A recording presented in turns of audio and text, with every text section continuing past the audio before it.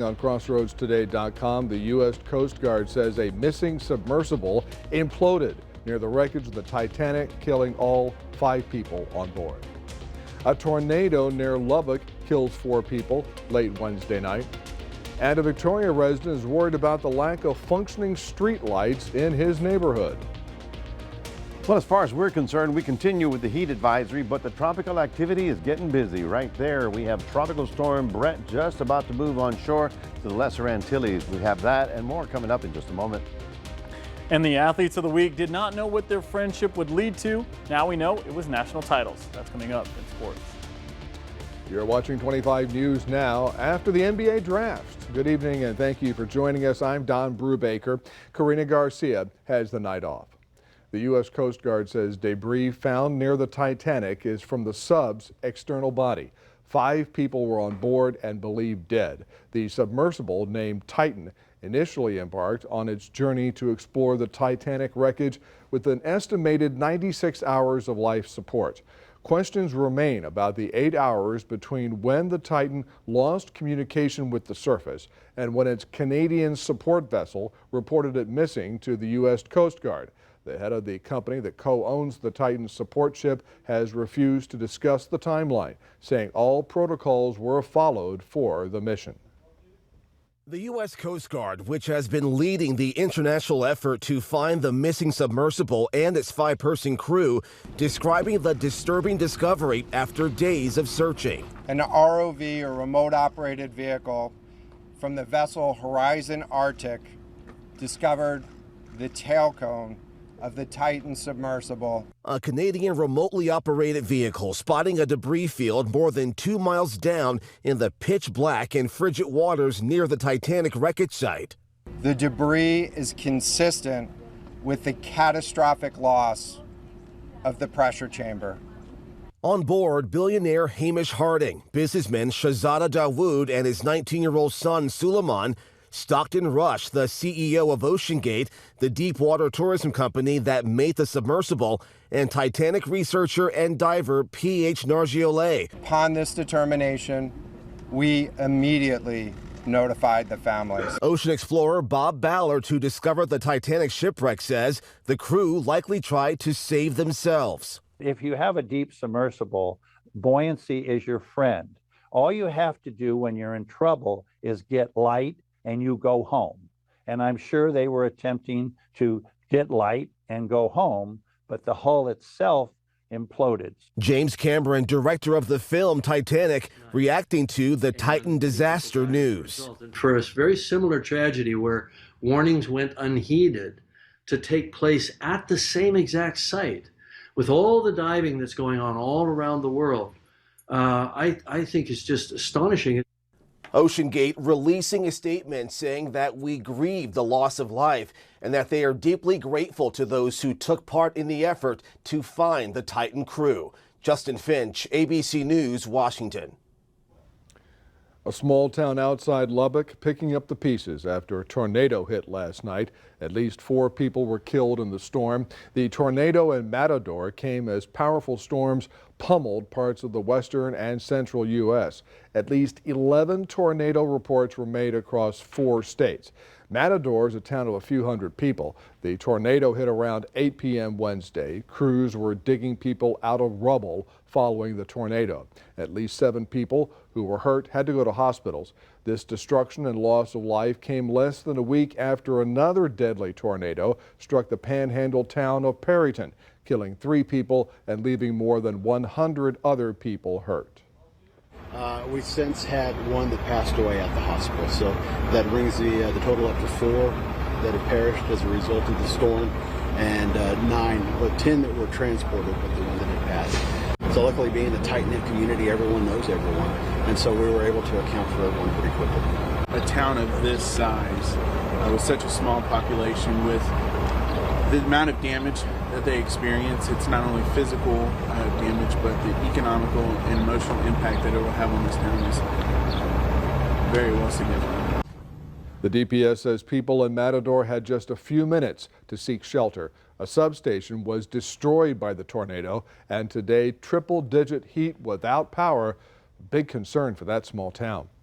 A train derailed in North Texas during a run of severe storms Wednesday. The derailment happened in the town of Powell. That's about 9 miles east of Corsicana. Wind speeds of up to 80 miles an hour were reported during the severe weather. Union Pacific says the incident involved one of its trains and about 26 rail cars derailed at the scene. The train involved was a freight train with double-stacked containers. It is unclear if the containers were empty at the time of the derailment. No one was hurt. Let's take a first look at your forecast with First Orange Storm Team Chief Meteorologist Mac Pettis.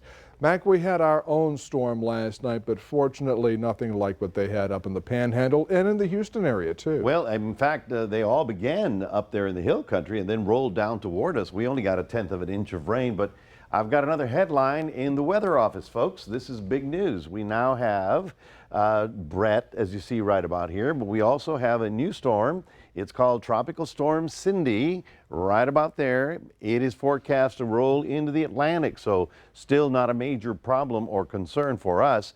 We'll have the latest on Cindy and all the heat activities coming up in just a few minutes. Back to you, Don. Mac, thank you. A Victoria resident is worried about the safety of his neighbors over the lack of functioning street lights.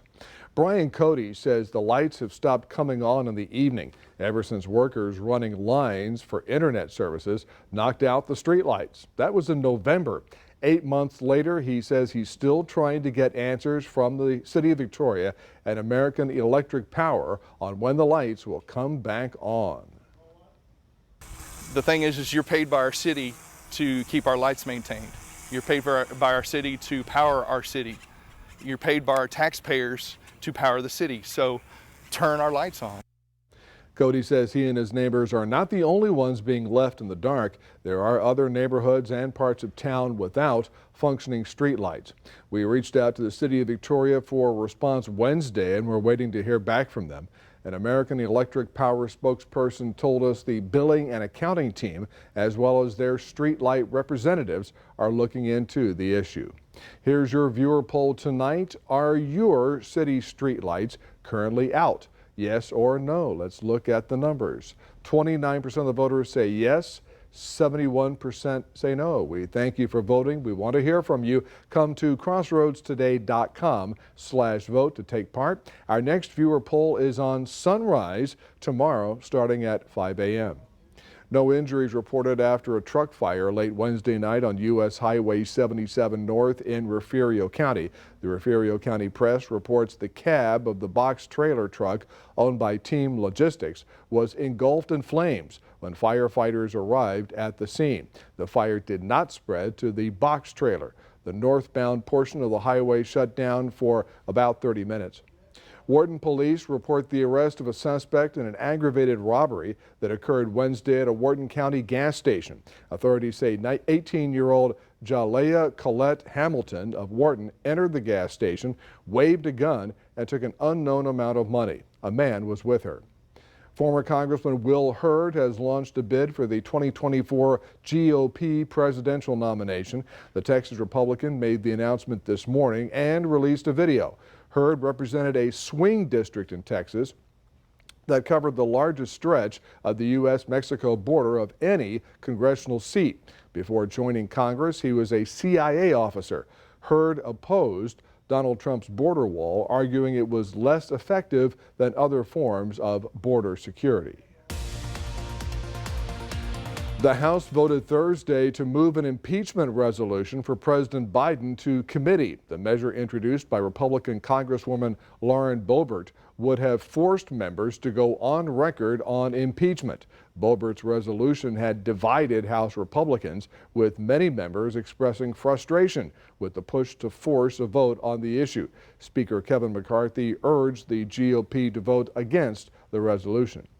State senators largely behind closed doors for a second night Wednesday. They were negotiating the rules for Attorney General Ken Paxton's impeachment trial. One decision will clear up a conflict of interest. Paxton's wife will not be able to vote. Angela Paxton is a state senator and previously said she would not recuse herself. After a day behind closed doors, Texas senators finally confirming what reporters have suspected. They're working on rules for the Senate trial of Texas Attorney General Ken Paxton.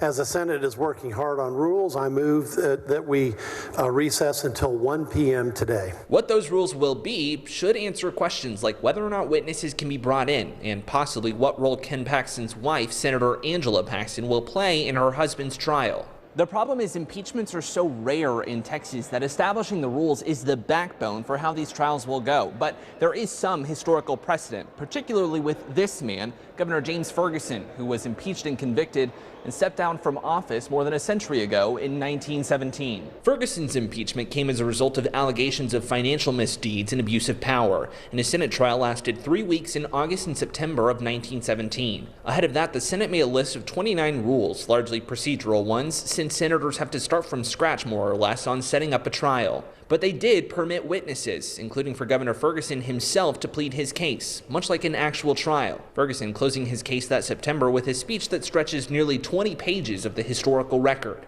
And notably, Ferguson's trial began just 3 days after the rules were established, a very fast turnaround and something Paxton's defense team has warned against. Fans attending a concert in Colorado were hurt by hail at the Red Rocks Amphitheater Wednesday. Hail up to the size of tennis balls pelted concert goers attending the Louis Tomlinson concert.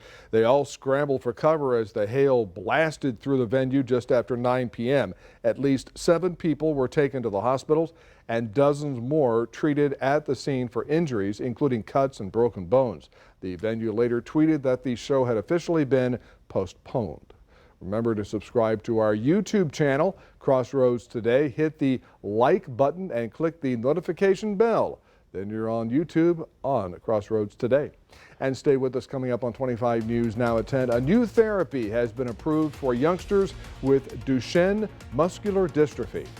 Also ahead, a dog in Mississippi survives a tornado.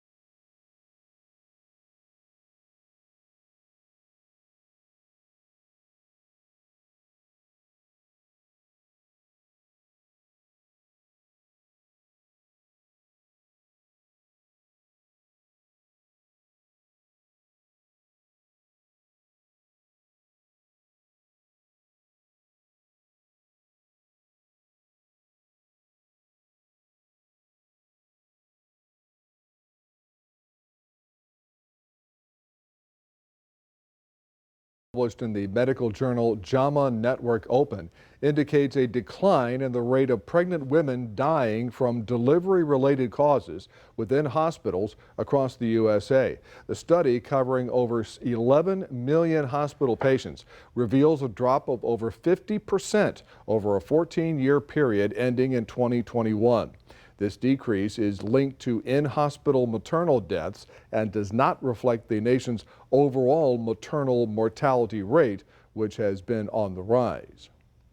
A new gene therapy for a rare kind of muscular dystrophy has been approved by the U.S. Food and Drug Administration, but approval is limited to children ages 4 and 5 based on available evidence for now. It is the first time a therapy like this, a one-time treatment that delivers a working copy of a gene to make up for one that leads to disease, has been cleared under the accelerated approval framework. Ford is revving up its electric vehicle production, and it's agreed to a $9.2 billion conditional loan from the U.S. government to fund the effort. It's part of President Biden's push to bring more EV production stateside. The project would use the funds to build 3 electric vehicle battery plants, none of those in Texas. The project also includes a factory to build electric trucks. It's expected to bring 5,000 construction jobs and employ 7,500 people at the 3 plants. Artificial intelligence could change the workforce, especially for women.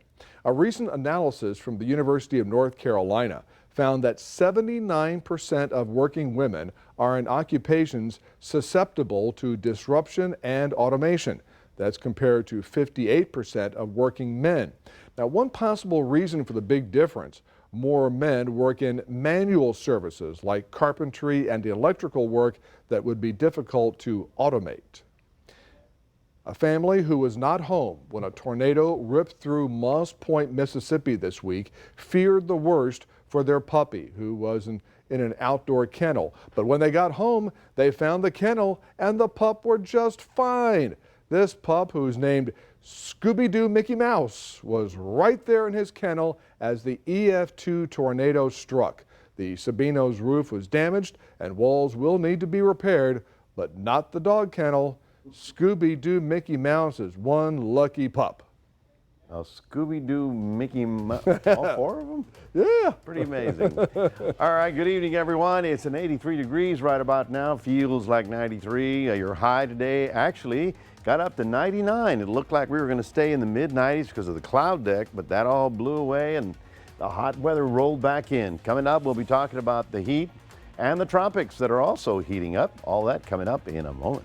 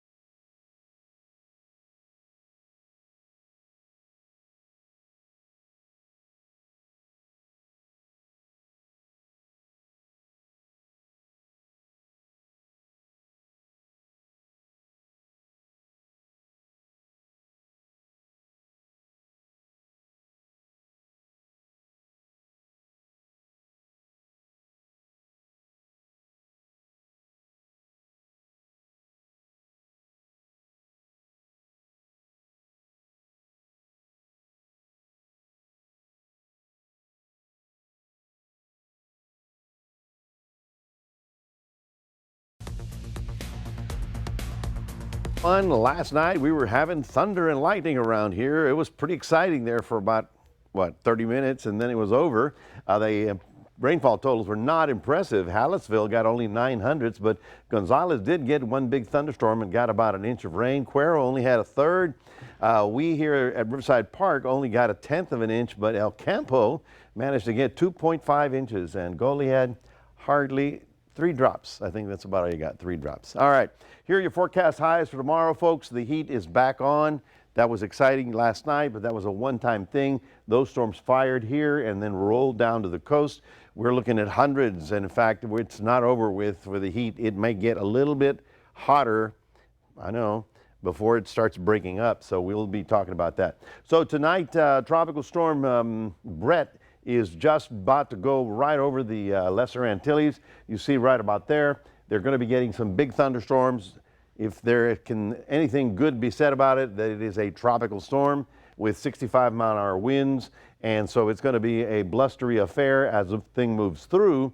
And then once it gets into the Caribbean, it's actually going to fall apart. And also the headline from the Weather Department, as of today, we have a new tropical storm, as I promised you a week ago. Here is Cindy. Cindy is going to be going above the Lesser Antilles. It looks like it'll be moving up into the Atlantic, and then it will go out to sea, as it usually takes the right turn. Once it gets up to the 30th parallel right here, the prevailing westerlies will just carry it out into the Atlantic. So we think we still are waiting for Don, the tropical storm. He's here, but we're waiting for him to get developed over here. All right. So let me give you the reason why these storms are not moving in our direction. Not that I'm complaining, but as Brett gets out into the Caribbean, it's going to run into this big low pressure system. You can see how the clouds are rolling like this. Well, that is going to cause the shear wind. In other words, the storm's going this way and the winds are going the other way. So that's going to knock it down. So somewhere here, Brett will become a remnant low and not a big problem. So as far as we're concerned, no problems with Brett whatsoever. For those of you in Port Lavaca, good morning tomorrow. You'll have it at 82 degrees, 92 at lunchtime, 93 because you get the nice little sea breeze blowing through that area. And then for those of you in Cuero, 80 in the morning, 92 at lunch, and 98 as a high temperature. Wish I could tell you there was some break, but there really isn't. In fact, like I said, it's going to be a little bit warmer before it starts to break. I'm still optimistic that July 3rd, 4th, or 5th, somewhere around there, we're going to get a pattern change, and all of a sudden, it won't be as hot. It'll still be warm, but it won't be as bad. That's your 7-day forecast, and we want to remind everybody we've got a QR code to scan that and put Crossroads Today on your cell phone, and we can tweet to you whenever anything needs to be told. That is it from the weather front. We'll toss it over to Gino. Thanks, Mac. A duo has won a national title for the first time as a team this year. We hear from them after the break.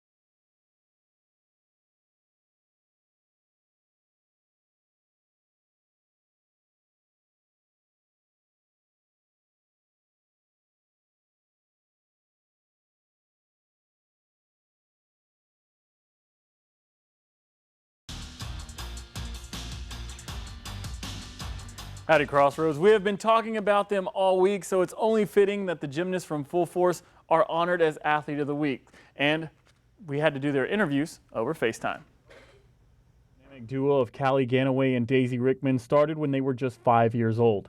At their first state competition, Full Force coach and dad to Callie, Chad Ganaway, left his daughter at the stage by herself because he had to coach his other athletes. When he returned, Callie had found a new friend. That friend was Daisy. Rickman was on a different team, but after the two became inseparable, Daisy joined Callie at the local gym in Victoria. Not only are they close friends, but are some of the top competitors in the sport of gymnastics. It just makes me even more comfortable and stuff, because if I didn't have her, then I don't know, it would not be more fun. We're not too competitive to where we wouldn't be happy for each other, but it's just really amazing because I have somebody to talk to if I need to about a routine. At the solo trampoline national competition, Callie and Daisy looked as if they were going to sweep the event after going 1 and 2 in the preliminaries.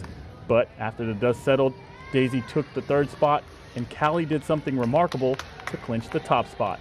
Callie's optional. I mean, she got a perfect 10 on HD, so they're judged on how well they stay in the center of the trampoline.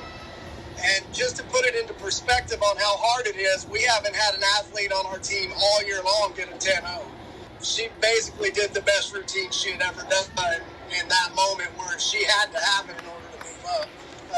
Daisy had a 6'10" bleed on her, so she pretty much had to knock it out of the park to make that difference up. And I knew instantly that she had done that. The girls had also been working out at another local gym, Gym Magic, because it has 2 trampolines, unlike Full Force, which only has 1, to perfect their synchro routine. Sure enough, the girls completed their 10 skills to win the national title.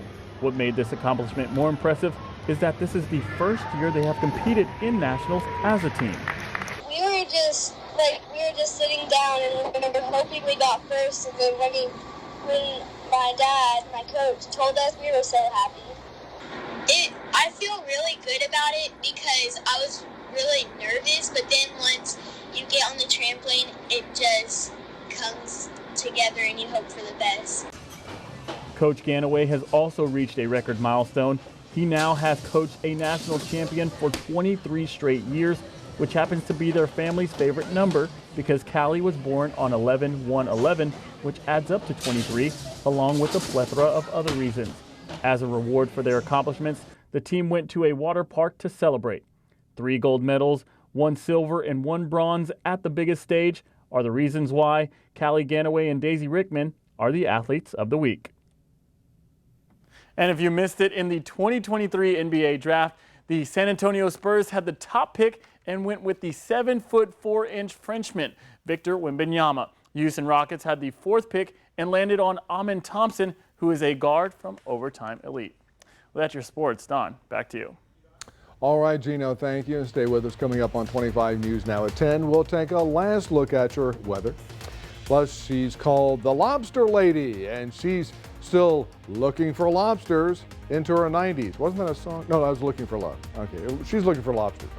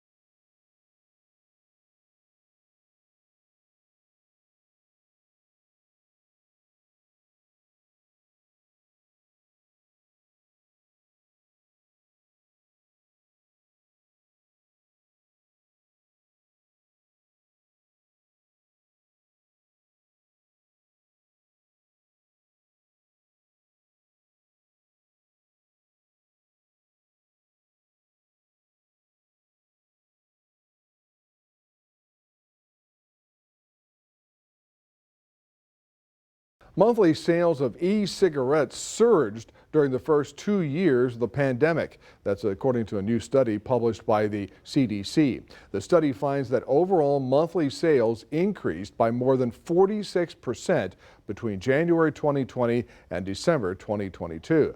The study also notes that e-cigarette sales decreased by more than 12% during the last few months of the study period through last December.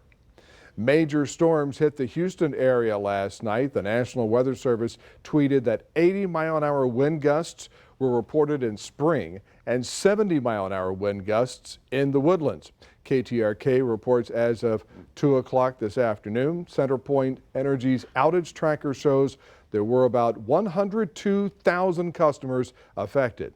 There were reports that winds at Bush Intercontinental Airport reached 97 miles per hour, which, if that's confirmed, is a record for Harris County, beating the previous record set by Hurricane Ike. Yeah, I was going to say that had to have been a hurricane. Yeah, pretty that amazing. Was pretty amazing. And that was the same line that came through here. We got the soft end, and they got, whoa, the big one. Happy for the soft end. Yeah. Happy for the soft end. Yes, and we got the nice rain. Yes. It sort of helped us out for a little bit this morning, but the heat is back on. There's not a lot of hope on the horizon for any change until about the 4th of July weekend. So again, whatever you're doing to stay cool, got to keep doing that. Otherwise, it's a snow cone kind of weekend. That's the only thing that's going to make it happy. Who isn't happy with snow cones? Exactly. All right, Mac, thank you. And finally tonight, Virginia Oliver, known as Maine's Lobster Lady, still lobstering at the age of 103. Wow. Virginia celebrated her 103rd birthday earlier this month. A friend of Jenny's confirmed she has renewed her lobster fishing license for the 2023 season. She started lobstering with her father and older brother when she was 8 years old. So this marks her 95th year hauling traps. All of her children lobster too. When asked what she likes best about lobstering, Jenny said, quote, being the boss. They need to feature her on The Deadliest Catch. That would be pretty cool. I think that would be interesting. She's the lady that puts the rubber bands on the choppers there. That's pretty good. And the boat has her name, Virginia. Virginia. How about that? The lobster. 103? 103. Wow. See, that's what I say. Don't retire. Just keep going. That's right. Just keep going. Have fun. All right. Gentlemen, thank you. And thank you for joining us for 25 News Now after the NBA draft. Join Carolina Astorine and meteorologist Trey Mining for 25 News Now. Sunrise starting at 5 a.m. And maybe the weather will be a little bit better by then. Tomorrow morning? Yeah. Yeah, it'll be early. It'll be early. That's about all we got. Well, you know, you never know about these things. Well, yeah. That's why Trey and the great team that we have. Sure. They will be here early in the morning to let you know it's going to be hot again today. All right. Thanks and have a good night, everybody.